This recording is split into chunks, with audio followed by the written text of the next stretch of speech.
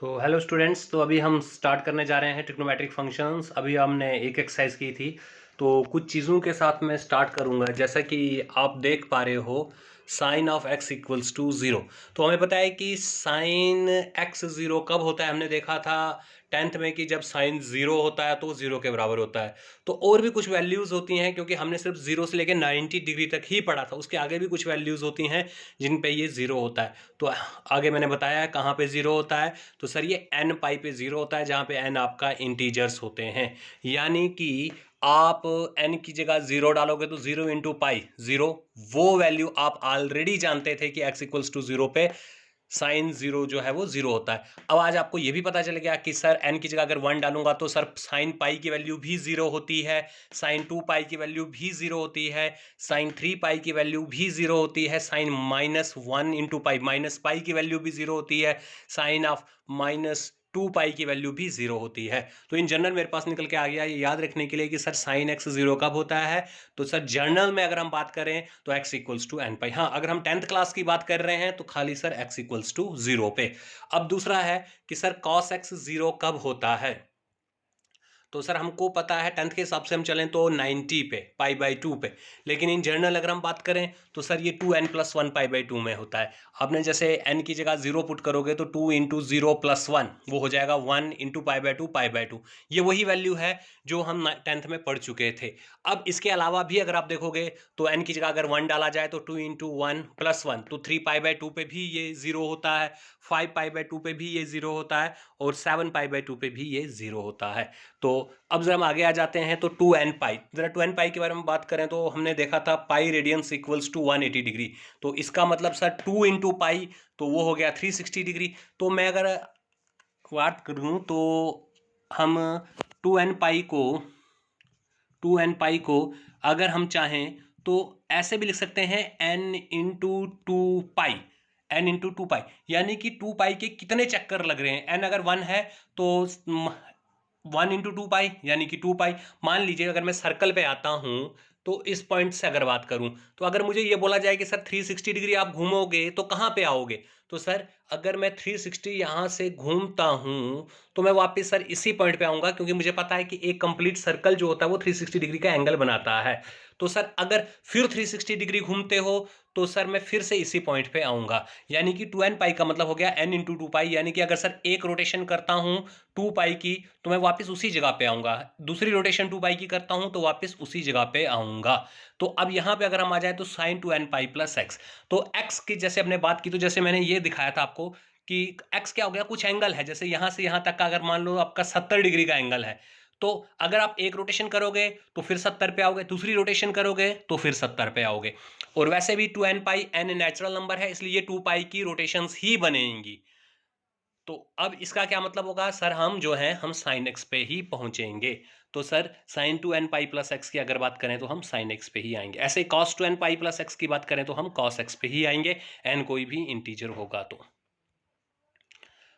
अच्छा, अब जरा एक हम सर्कल पे आ रहे हैं। दिस इज यूनिट सर्कल, यानी कि जिसका रेडियस 1 है।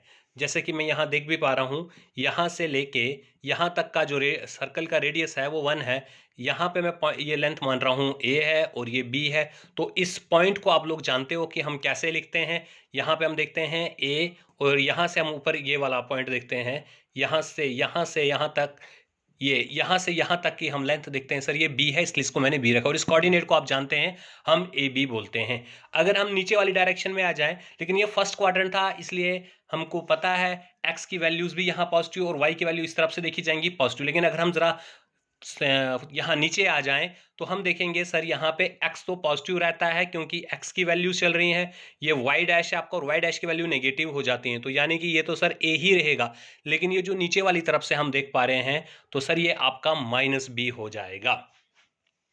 अब जरा साइन एक्स पे आते हैं, तो हमें पता है कि साइन ऑफ एक्स किसके बराबर होता है।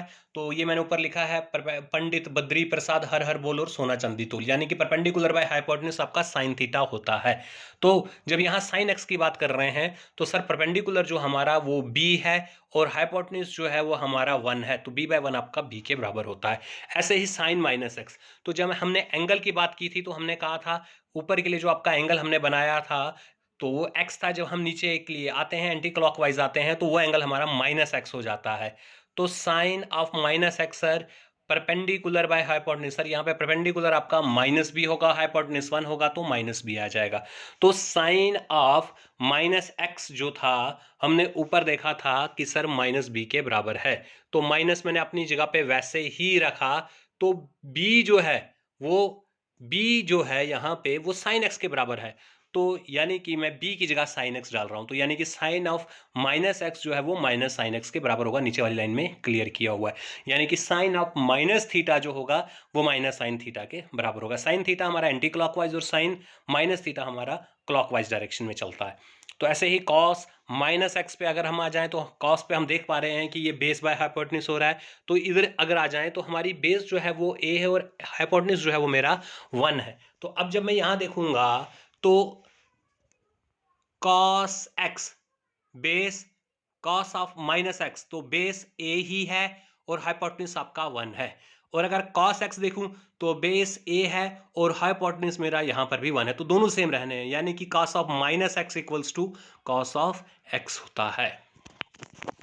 अब मैं 4 क्वाड्रेंट्स की बात कर रहा हूं, जैसा कि आप देख भी पा रहे हो। तो अगर मैं पहले क्वाड्रेंट को देखूं तो ये आपको मैंने पहले भी बताया था कि कंप्लीट सर्कल जो था 360 डिग्री का बनता है। तो ये 4 क्वाड्रेंट्स बराबर होते हैं, तो 90-90 डिग्री के क्वाड्रेंट्स बनेंगे। 90 90, सर ये भी 90 डिग्री का है और ये भी 90 डिग्री का है, लेकिन ये जो है ये 0 से 90 हो जाएगा। तो अगला क्वाड्रेंट जब हम बात करें 0 टू 90, क्यों? क्योंकि हमारा यहाँ पे एक राइट एंगल बन रहा है। अब यहाँ से आगे कितना होगा सर? 90 to 180 degree. सर ये वाला क्वाड्रेंट कितने डिग्री का होगा? 180 से लेके 270, और ये बाउंड्री लाइन जो है ये 270 की है, तो 270 से लेके 360, तो ये 90-90 डिग्री के आपके 4 क्वाड्रेंट्स बन जाएंगे। पहला क्वाड्रेंट जिसपे कि हमने ए लिखा हुआ है, सेकंड क्वाड्रेंट मैं यहाँ लिख भी देता हूँ, this is your first quadrant, this is your second quadrant, this is your third quadrant and this is your fourth quadrant। ये आ गया आपका। तो इसको हम याद रखने के लिए करते हैं ASCTC, यानी add sugar in tea and coffee. Sir पहला क्वाड्रेंट जो है वो 0 से 90 डिग्री का है, दूसरा क्वाड्रेंट 90 से 180 डिग्री का है, तीसरा क्वाड्रेंट 180 से 270 का है, और चौथा क्वाड्रेंट जो है वो 270 से 360 का है। तो अब कुछ आइडेंटिटीज हैं जो हमने 10th में भी देखी थी। Sine square theta plus cos square theta equals to 1, 1 plus tan square theta equals to secant square theta, 1 plus cotangent square theta equal to cosecant square theta. ये भी हमने 10th में देखा हुआ था कि sine theta equals to 1 by cosecant theta और cosecant theta equals to 1 by sine theta, एक दूसरे के रेसिप्रोकल्स हैं। Cos theta equals to 1 bye second theta and tan theta equals to 1 by cot theta, और टेन थीटा हमें पता है किसके बराबर होता है?